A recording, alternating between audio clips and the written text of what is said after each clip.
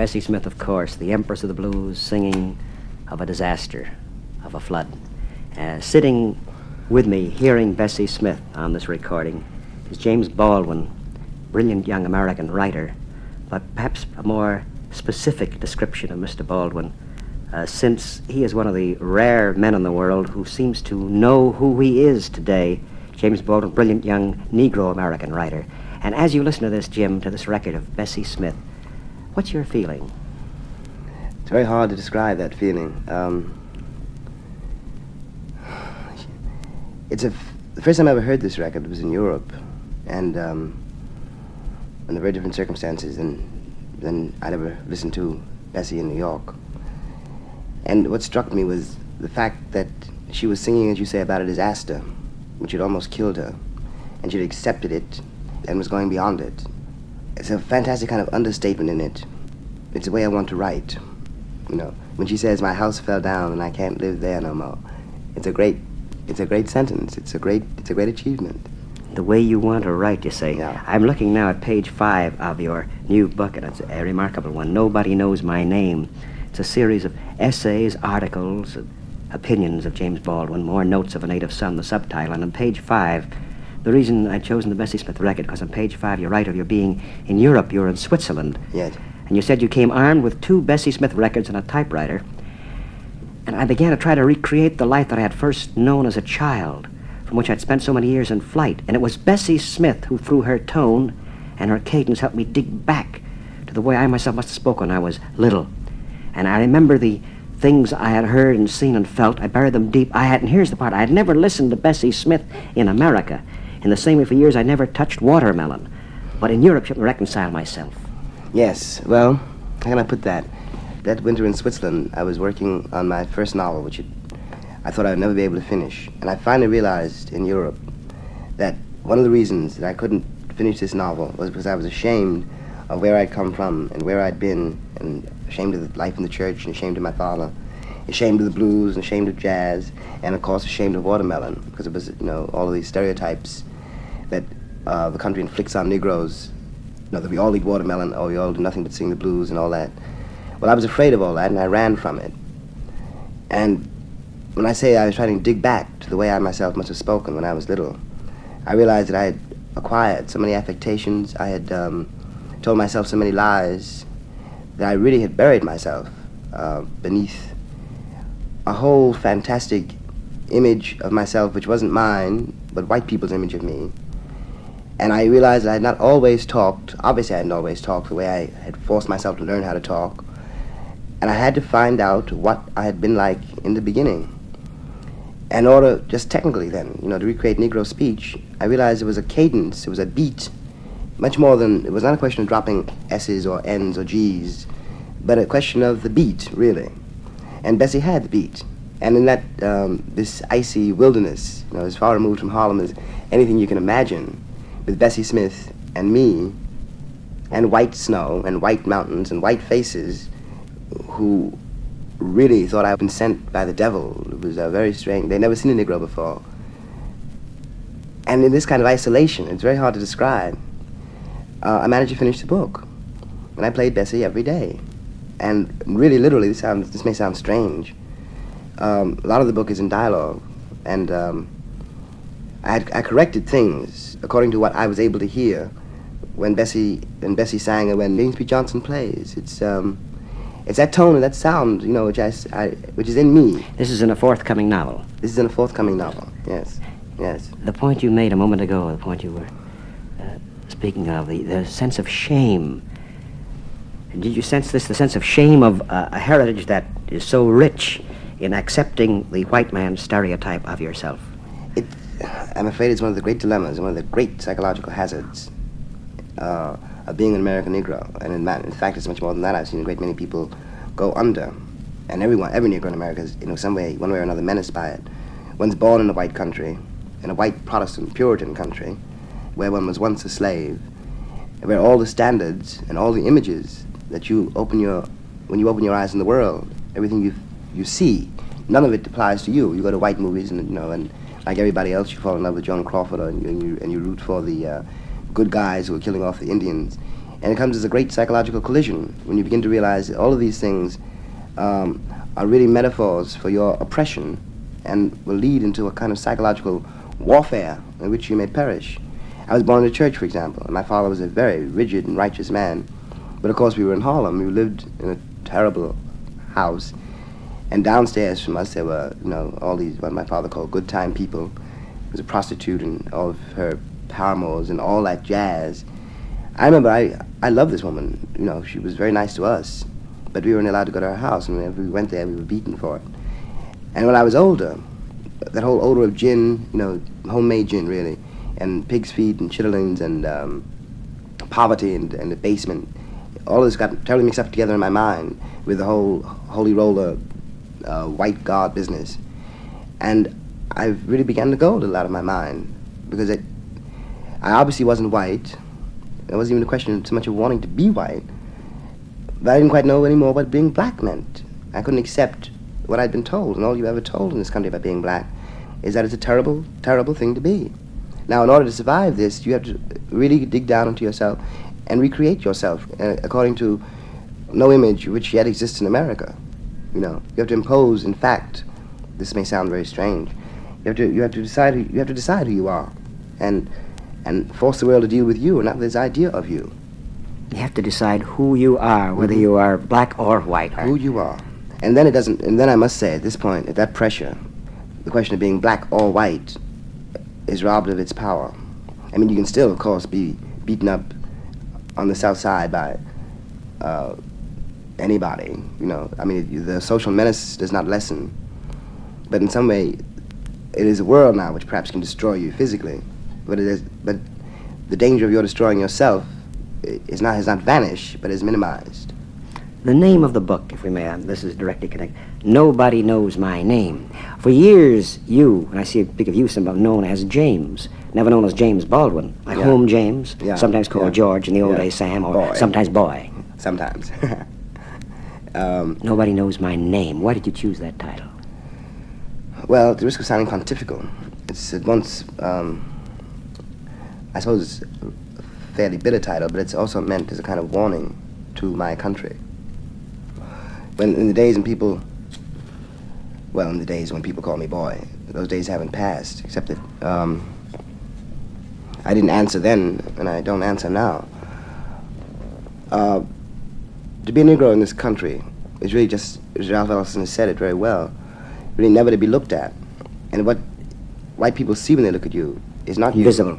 You're invisible.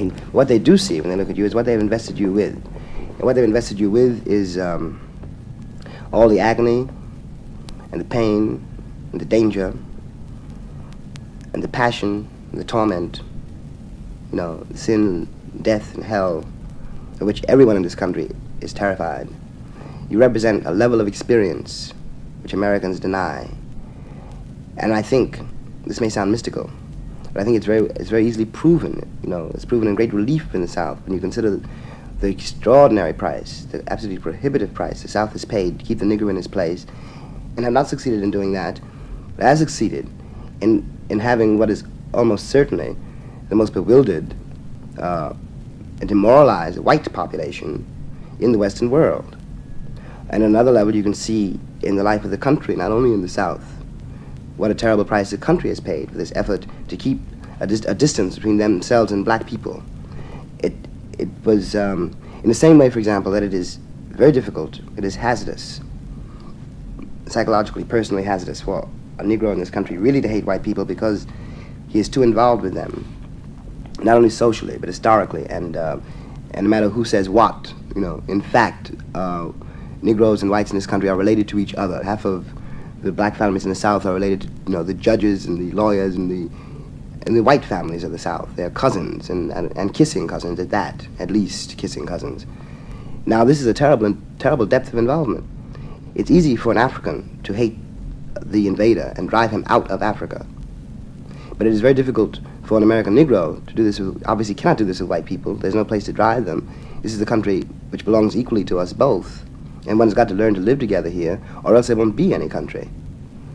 This matter of living together, or this ambivalent attitude that the South has toward the Negro, and the ambivalence perhaps is most eloquently and perhaps tragically expressed in the life, the sayings of William Faulkner, the brilliant American novelist who writes a remarkable story, Dry September, in which seems to analyze the malaise. At the same time, he himself makes comments that are shocking it. You have a chapter in your book dealing with Faulkner and desegregation.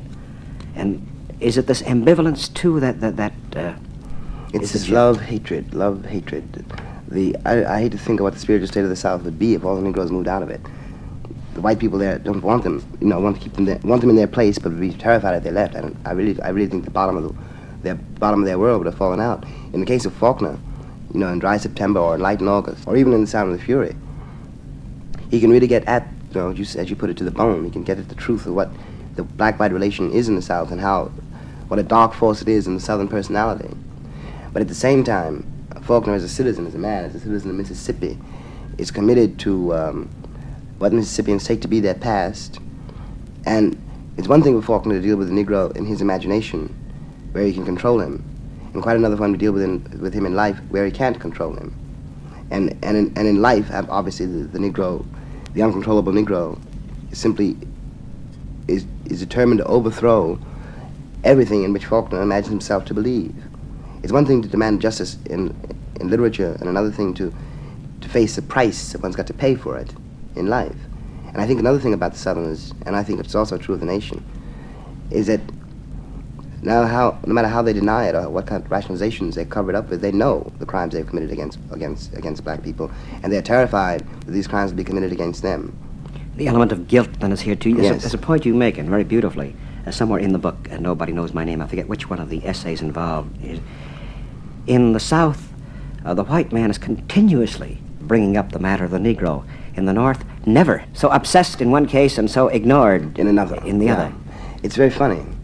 It's very funny, especially because the results turn out to be in the case of the Negroes a lot in the world, so very much the same.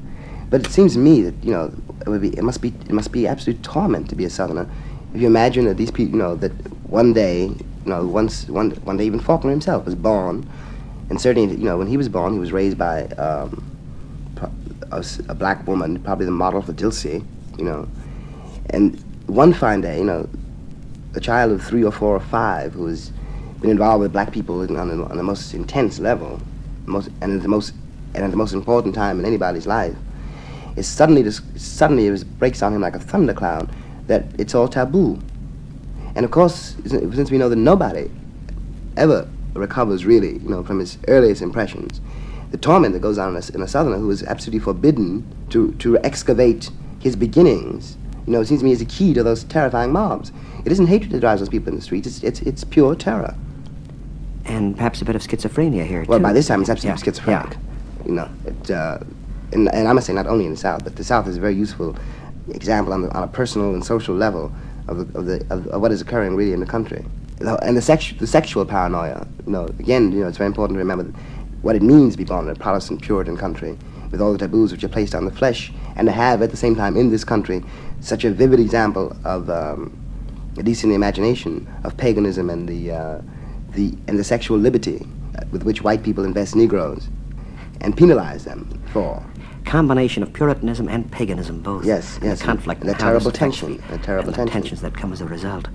It's a guilt about the flesh, and in this country, the Negro pays for that guilt that white people have about the flesh. Since you bring up this point of the Negro pays for the guilt the white people have about flesh, we think, too, of the position, the relative position of the Negro woman and the Negro man. My God. And in this article, you wrote a beautiful article for Tone magazine.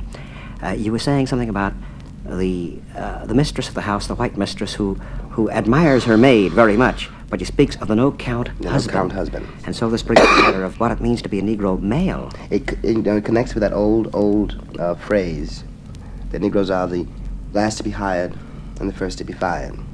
And this does not apply to the Negro maid, particularly, though it can. But it absolutely applies without exception and with great rigor to Negro men. And one's got to consider, especially when one begins to talk about this whole theory, the whole tension between violence and nonviolence, the dilemma and the rage and the anguish of a Negro man who in the first place is forced to accept all kinds of humiliations in his working day, whose power in the world is so slight that he can not really protect his home, his wife, his children, and then finds himself out of work and watches his children growing up menaced in exactly the same way that he has been menaced.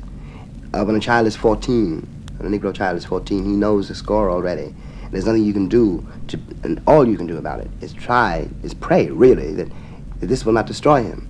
But the tension this creates within the breast of the man is absolutely unimaginable, and something this country refuses to imagine, and very, very dangerous.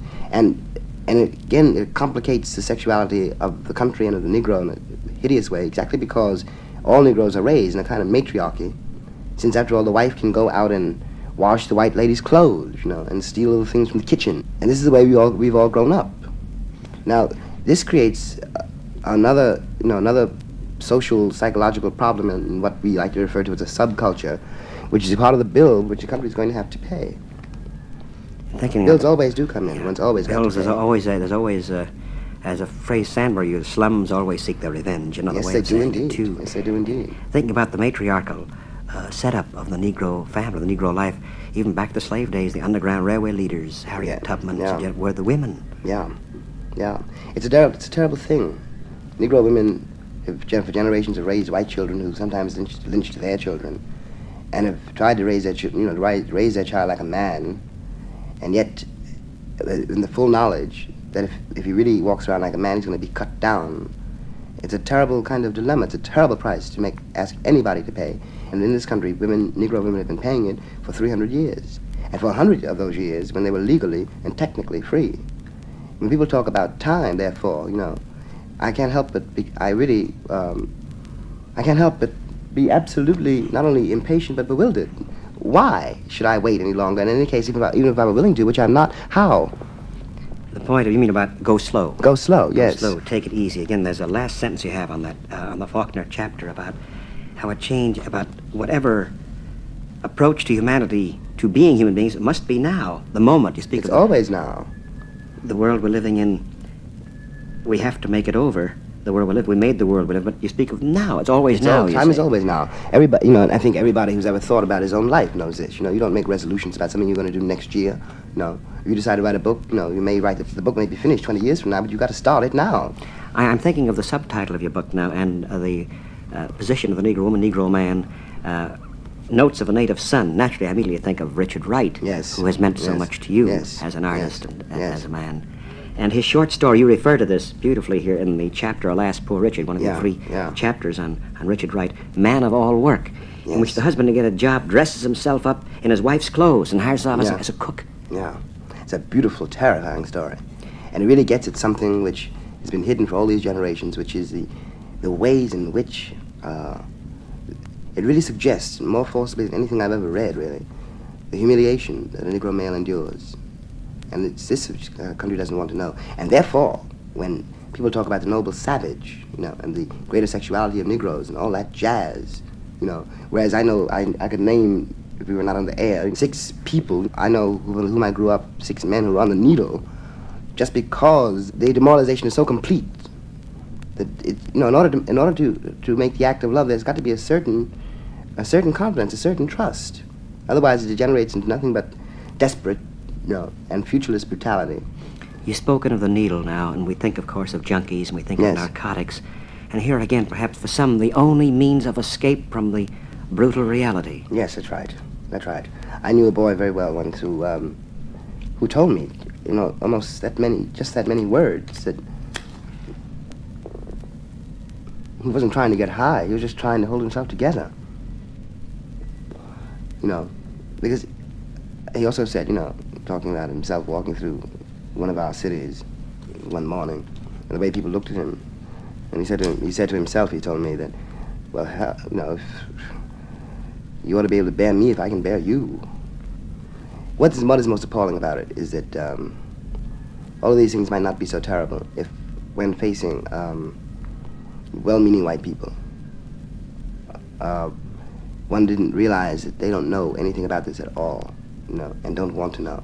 And this somehow really is the last drop in a very bitter cup, because if they don't know and don't want to know, then what hope is there? When people talk to me about the strides that have been made and the all these dreary movies Hollywood keeps turning about be kind to Negroes today, and isn't this a good sign? Well, of course, they've never seen these movies with a Negro audience watching them. What is the reaction? Well, for example, in The Defiant Ones, a movie which I really cannot say anything. That's okay. Go ahead. Please do. At the end of that movie, when Sidney, who was very brilliant in it, and who does his best with a rather dreary role, does something with it which I wouldn't believe could have been done. Anyway, at the end of that movie, when Sidney jumps off the train to rescue Tony Curtis, downtown, I saw it twice deliberately. I saw it downtown for a white liberal audience. I suppose they were liberal. There was a great sigh of relief and clapping, and I felt that this was a very noble gesture on the part of a very noble black man, and I suppose in a way it was. And I saw it uptown, and then he jumps off the train, and there's a tremendous roar of fury from the audience, with which I must say I agreed. They told Sidney to get back on the train, you fool. And in any case, why in the world would he go back to the chain gang where they're obviously going to be separated again? It's still a Jim Crow chain gang. What's the movie supposed to prove? And what the movie is designed to prove, really, to white people, is that Negroes are going to forgive them for their crimes, and that somehow they're going to escape scot-free. Now, I myself am not, I'm not being vengeful when I say this at all, because I would hate to see the nightmare begin all over again with shoes on the other foot. But I'm talking about a human fact, and the human fact is this: that one can't escape anything one's done. One's got to pay for it, and you either pay for it willingly or you pay for it unwillingly. As you say this, and I was thinking of the Negro audience, and I get back on the train, you fool. We think of two movements happening simultaneously with the Negro in America today: the Black Muslim movement and Martin Luther King. Yes. And here it seems to be directly connected, doesn't it? Yes, precisely. And I must admit, that there is a great ambivalence in myself about. For example, I'm devoted to King, and I work with Call, and try to help raise money for the Freedom Riders, and I adore those children. I have tremendous respect for them. And yet, at the same time, and talking to very different people, and somewhat older, and also talking to ex-sit-in students who said, no, I simply can't take it anymore. I don't know. Let me put it another way. King's influence in the South is tremendous, but his influence in the North is slight. And the North loves to talk about the South. Chicago wants to talk about Mississippi, and so they had no South Side. And, and white people in New York talk about Alabama, and so they had no Harlem. And it's a great device on the part of white people to ignore what's happening in their own backyard. Now, whether, let us say, I were for or against violence, this is absolutely irrelevant. The question which really obsesses me today is that whether or not I like it, and whether or not you like it, unless the situation is ameliorated, and very, very quickly, there will be violence. There will be violence. I'm just convinced of this as I am, that I'm sitting in this chair one day in Birmingham. And it won't be the fault of the Negroes in Birmingham. It's the fault of the administration of Birmingham and the apathy of Washington. It is an intolerable situation. It has been intolerable for 100 years. I really cannot tell my nephew or my brother. My nephew is 14. My brother's a grown man. I can't really tell my nephew that if someone hits him, he shouldn't hit back. I really cannot tell him that. And still less can I tell my brother that if someone comes to his house with a gun, that he should let him in, and allow him to do what he wants with his children and his wife. But the point is, even if I were able to tell my brother that he should, there's absolutely no guarantee that my brother will, and I can't blame him. It's too easy in another way for the country to sit in admiration before the sit-in students, because it doesn't cost them anything. They have no idea what it costs those kids to go through that, to pick at a building, for example, when people upstairs in the building are spitting down on your head or trying to vomit down on you. This is a tremendous amount to demand of people who are technically free in a free country which is supposed to be the leader of the West. It seems to me a great cowardice on the part of the Republic to expect that it's going to be saved by a handful of children for whom they refuse to be responsible. And so it is so much more difficult then, or so much more easy, I should say, for a black Muslim speaker to win followers than for Martin Luther King, who was asking. It is so always much easier, obviously, to how can I put this, in Harlem, those meetings every Saturday night, those people there listening to those speeches and all kinds of other speeches, because they are in despair, and they don't believe. And this is the most dangerous thing that has happened. They don't believe they've been betrayed so often and by so many people, not all of them white. They don't believe that the country really means what it says, and there is nothing in the record to indicate the country means what it says. Now, when they are told that they are better than white people, it is a perfectly inevitable development. If, for all these hundreds of years, white people are going around saying they're better than anybody else, sooner or later, they were bound to create a counterweight to this, especially with Africa on the stage of the world now, which is simply to take the whole legend of Western history and its whole entire theology, changing one or two pronouns, and transferring from Jerusalem to Islam, and this is just this small change and turn it all against the white world. And the white world can't do anything about this, can't call the Muslim leaders or anybody else on this until they're willing to face their own history.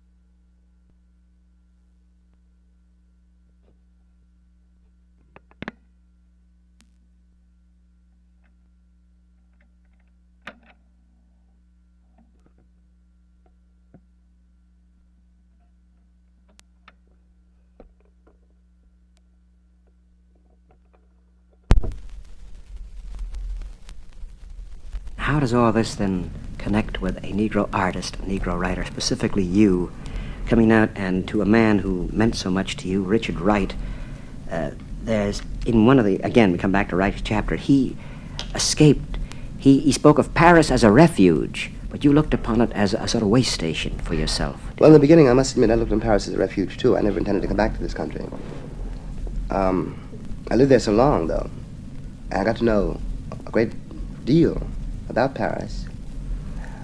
And I suppose that several things happened to me. One of them was watching American Negroes there who had dragged Mississippi, so to speak, across the ocean with them and were operating now in a vacuum. I myself, carried all my social habits to Paris with me, where they were not needed, but where it took me a long time to learn how to do without them. And this complex frightened me very much. But more important than that, perhaps, was my relationship with Africans and with Algerians there, who belonged to France and didn't demand a spectacular degree of perception to realize that I was treated, insofar as I was noticed at all, differently from them because I had an American passport. I may not have liked this fact, but it was a fact. And I could see very well that if I were an Algerian, I would not have been living in the same city in which I imagined myself to be living as Jimmy Baldwin, or if I were an African, it would have been a very different city for me. And I also began to see that the West, the entire West, was changing, was breaking up, that its power over me, over Africans, was gone and would never come again. So then it seemed that exile was but another way of being in limbo. But I suppose finally the most important thing was that I am a writer, and that sounds grandiloquent, but the truth is that I don't think that, seriously speaking, really, that anybody in his right mind would want to be a writer. But you do discover that you are one, and then you haven't got any choice. Either you live that life or you won't live any. And I'm an American writer. This country is my subject. And in working out the forthcoming novel, I began to realize that the New York I was trying to describe was New York which was by this time nearly 20 years old. And I had to come back to check my impressions and to, as it turned out, be stung again, to look at it again, bear it again, and to be reconciled to it again. Now, I imagine in my own case that I will have to spend the rest of my life, however long that will be, as a kind of transatlantic commuter. Because at some point when I'm in this country, I always get to a place where I realize that don't see it very clearly anymore because it's very exhausting to spend, after all, and you do spend 24 hours a day resisting and resenting it, and trying to keep a kind of equilibrium in it. So that I suppose that I'll keep going away and coming back, You feel your years in Europe afforded you more of a perspective? Yeah, I began to see this country for the first time. And if I hadn't gone away, I would never been able to see it. And if I had been able to see it, I would never been able to forgive it. I'm not mad at this country anymore. I'm very worried about it. And I'm not worried about the Negroes in the country even so much as I'm worried about the country. The country doesn't know. The country doesn't know what it's done to Negroes. But the country has no notion whatever, and this is disastrous, of what it's done to itself. They have yet to assess the price they paid, North and South, for keeping the Negro in his place. And from my point of view, it shows on every single level of our lives, from the most public. Could you expand on this a bit, Jim, what the country has done to itself? Well, one of the reasons, for example, I think that our youth is so badly educated. And it is inconceivably badly educated. Is because education demands a certain daring, a certain independence of mind. You have to teach young people to think. And you have to teach young people, in order to teach young people to think, you have to teach them to think about everything. There mustn't be something they cannot think about.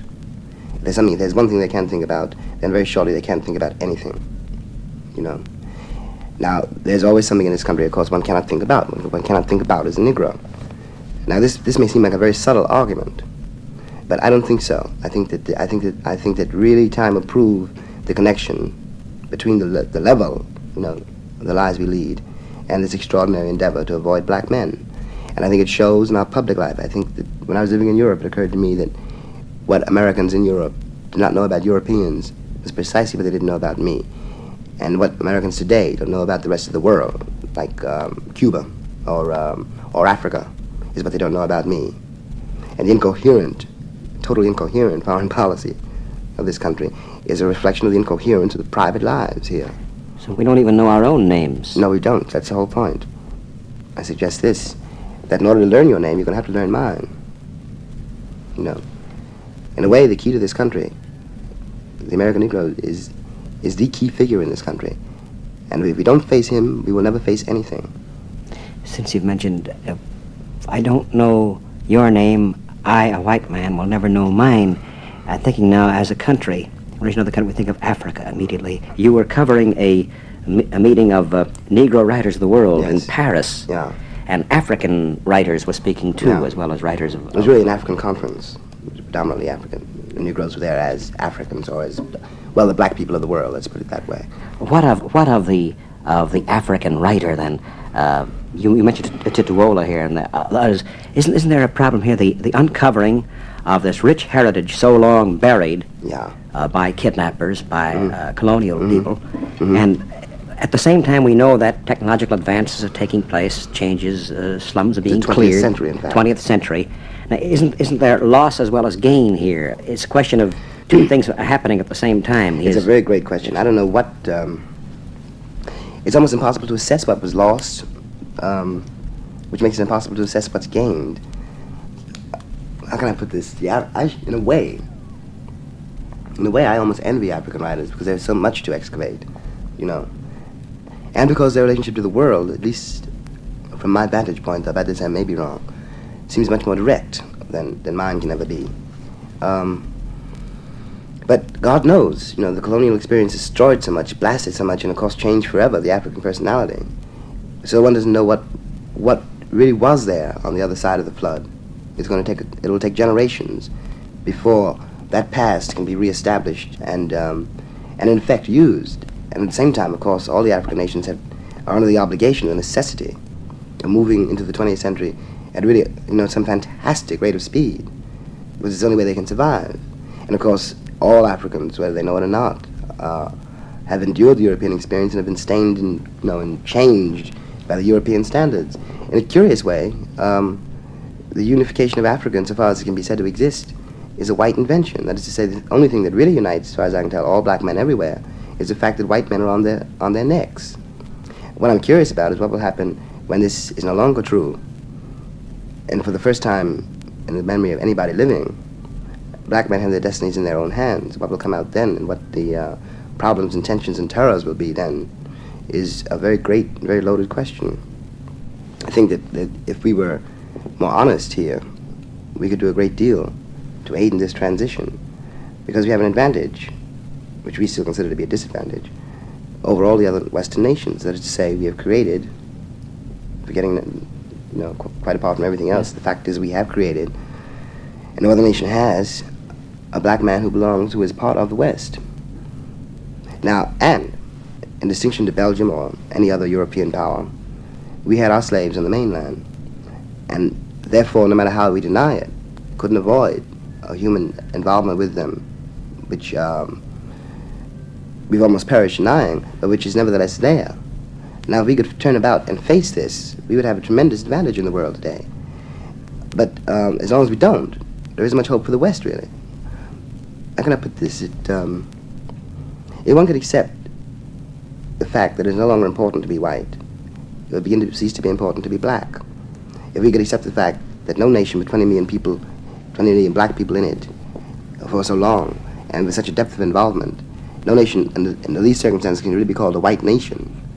This would be a great achievement, and it would change a great many things. This raises a very interesting point. This is all conjecture, of course, assuming that sanity is maintained, assuming that humanity itself, the humanity in all of us, will triumph. A point is, just you say this, there will be no white nation and no black nation, but the nations of people. Now we come to a question of this long-buried heritage. At the beginning, a Bessie Smith record was played. You, once upon a time, not knowing who you were ashamed of it. Now realize there's a great pride here in artistry. Yeah. Thinking now the young African. Again, if a certain identity, and this is an imposed identity from the outside, is lost, will he reject that which was uniquely his for a grayness, perhaps, even though it be more materially advanced? I have a tendency to doubt it, but then, of course, there's no way of knowing. I have a tendency, judging only from my very limited experience in Paris with a few Africans, after all, my tendency is to doubt it. I think that the real impulse is to excavate that heritage at no matter what cost and bring it into the present. And I think that this is a very sound idea, because I think it's needed. I think that all the things that were destroyed by Europe, which will never really be put in place again, still in that rubble, I think there's something of very great value, not only for Africans, but for all of us. I really think that we are living in a moment which is as important as that moment when Constantine became a Christian. I think that all the standards by which the Western world has lived so long are in the process of breakdown and a revision, and a kind of passion and a kind of beauty and a kind of joy which was in the world before, has been buried so long, has got to come back. The impersonality of our time. Yes. A matter of dehumanization. Yes. And obviously this cannot, well, I would hate to see it continue. I don't ever intend to make my peace with such a world. There's something much more important than Cadillacs, Frigidaires, and IBM machines. And precisely one of the things wrong with this country is this notion that IBM machines and Cadillacs prove something. People are always telling me how many Negroes bought Cadillacs last year. And it terrifies me. I always wonder, is this what you think the country is for? And do you think this is really what I came here and suffered and died for? A lousy Cadillac? Whether for white or black, is this what our country is for? For white or black, yes, exactly. I think the country's got to find out what it means by freedom. Freedom is a very dangerous thing. Anything else is disastrous. But freedom is dangerous. You've got to make choices. You've got to make very dangerous choices. You've got to be taught that, your life is in your hands. The matter of freedom. This leads to another chapter in your book dealing with your meeting with Ingmar Bergman, whom you described as a relatively free artist. Yeah. Would you mind telling us a bit about that, and what you meant by that? Well, part of his freedom, of course, is just purely economical. It's based on the social structure, the economic structure of Sweden. That is to say, he hasn't got to worry about the money for his films, which is a very healthy thing for him. But on another level, he impressed me as being free because he had, and this is a great paradox, seems to me, about freedom. He had accepted his limitations, the limitations within himself and the limitations within his society. I don't mean that he necessarily accepted all these limitations. I mean that he was passive in the face of them. But he recognized that he was Ingmar Bergman, who could do some things, therefore could not do some others. It was not going to live forever, Had recognized what people in this country have a great deal of trouble recognizing, that life is very difficult for anybody born. Now, I don't think people can be free until they recognize this. In the same way, Bessie Smith was much freer all as terrible as this may sound, much freer than the people who murdered her or let her die, you know. And Big Bill Broomsey, a much freer man than these success-ridden people running around on Madison Avenue today. If you can accept the worst, as someone said to me, then you can see the best.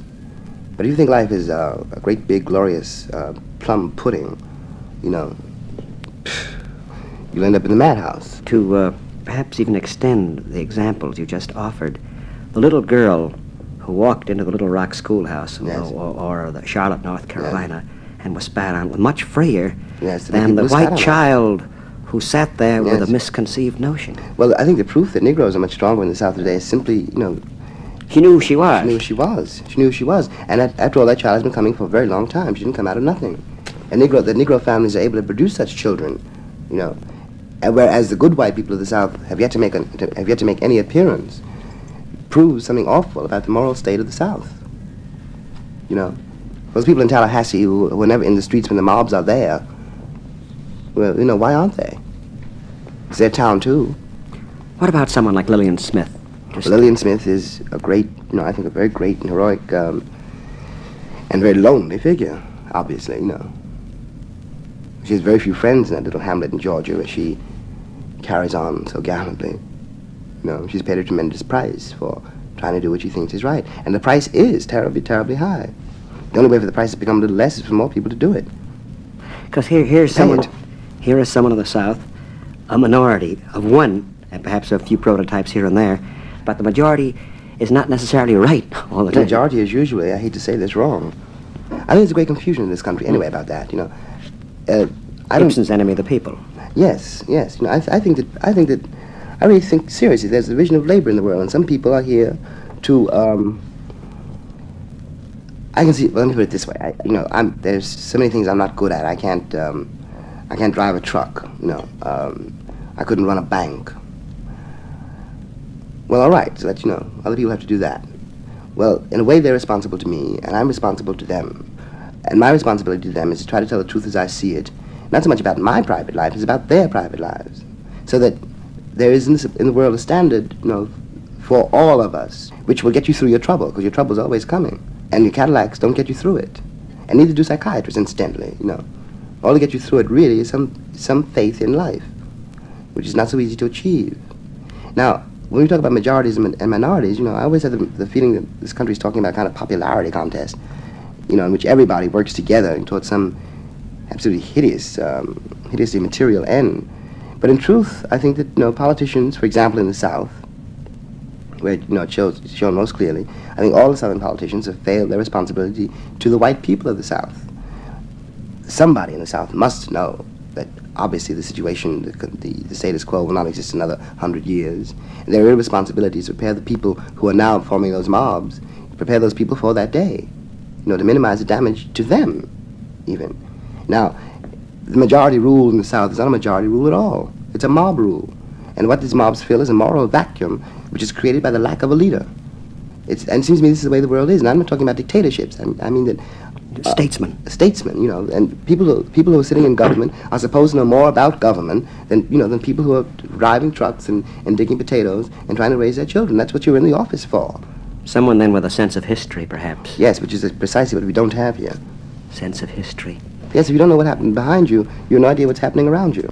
And that's a law. Earlier, Jim, you mentioned that for a national policy to be straightened out, the private policies, that's private lives, individual lives must be. And you spoke, too, of your job as a writer. You've got to write. And in this chapter with Bergman, the Northern Protestant, there's a beautiful comment here. All art is a kind of confession, more or less oblique. Mm-hmm. All artists, if they're to survive, are forced at last to tell the whole story, to vomit the anguish up. All of it, the literal offensive when you speak with Bergman, but all art is a kind of confession, as you apparently do in all your writings. I think it has to be a kind of confession. I don't mean a true confession in the sense of that dreary magazine. But I mean, the effort, it seems to me, is to, if you can examine and face your life, you can discover the terms in which you're connected to other lives. And they can discover, too, the terms in which they're connected to other people. It's happened to every one of us, I'm sure. You know, that one has read something which you thought only happened to you, and you discover that it happened 100 years ago to Dostoevsky. And this is a very great liberation, you know, for the suffering, struggling person who always thinks that he's alone. This is why it's important. It is not important, for any... I don't think that art would not be important if life were not more important. And life is important. And life is mainly, most of us, no matter what we say, are walking in the dark, whistling in the dark. Nobody knows what's going to happen to him from one moment to the next, or how he will bear it. And this is irreducible, and it's true for everybody. Now, it is true that the nature of society has to be to create among its citizens an illusion of safety. But it's also absolutely true that the safety is always necessarily an illusion, and artists are here to disturb the peace. They have to disturb the peace. Otherwise, chaos. Life is risk. It is indeed. It is. It always is. It always is. And people have to know this. Some way they have to know it in order to get through their risks. So the safety itself is wholly illusory. Yes, Safety. there's no such a thing as safety on this planet. No one knows that much. No one ever will. Not alone about the world, but about himself. That's why of course it's unsafe. And people in some way have to know this. And this is what the whole sense of tragedy is really all about. And people I think that a sense of tragedy is a kind of embroidery or something irrelevant which you can take or leave. But in fact, it's a necessity. That's what the blues are all about. It's what the spirituals are about. It is the ability to look on things as they are and survive your losses, or even not survive them, but to know that they're coming. Because to know they're coming is only possible insurance you have, some faint insurance, that you will survive them. You spoke of sense of tragedy. Again, in your book, you speak of us Americans lacking. We have tremendous potentialities. You say Yes. we lack that which a non-American may have, a sense of tragedy. Yes, I think we do, and I know American, it's incredible to me that, and I'm not trying to oversimplify anything, but it's incredible to me that in this country, where after all materially, for the most part, one is better off than anywhere else in the world, that once you know so many people who are in a state of the most absolute insecurity about themselves, so they literally can't get through a morning without going to see the psychiatrist. And I find it very difficult to take this really seriously, since other people who have real, terrifying, and unimaginable troubles from the American point of view don't dream of going anywhere near a psychiatrist, and they wouldn't have the money to do it if they were mad enough to dream it. It seems to me it points to a very great, well, not illness exactly, but fear. Frenchmen that I used to know, French women, spend much less time in this dreadful internal warfare, tearing themselves and each other to pieces, than Americans do. And why this is so is probably a question for someone else, but it is so. And I think it's something very serious about the real aims and the real standards of our society. People don't live by the standards they say they live by. And the gap between their profession and the actuality is what creates this despair and this uncertainty, which is very, very dangerous. In the last chapter, the last part of your book, nobody knows my name, the black boy looks at the white boy. Mm-hmm. It's your relationship to Norman Mailer, but the very last part says, if he has understood them, he, in this instance, the white boy, Yeah, the white writer. boy, No. then he is richer and we are richer too. Mm-hmm. If he has not understood them, we are all much poorer. For though it clearly needs to be brought into focus, he has a real vision of ourselves as we are, and it cannot be too often repeated in this country now that where there is no vision, the people perish. Mm-hmm. I mean that. And the hour has gone so ludicrously rapidly. James Baldwin, who has confessed in a very beautiful way. Perhaps one last question, James Baldwin. Who are you now? Who indeed? Well, I may be able to tell you quite who I am, but I think I'm discovering who I'm not. I want to be an honest man, and I want to be a good writer.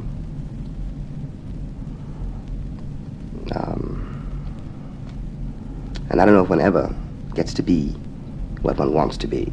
I think you just have to play it by ear,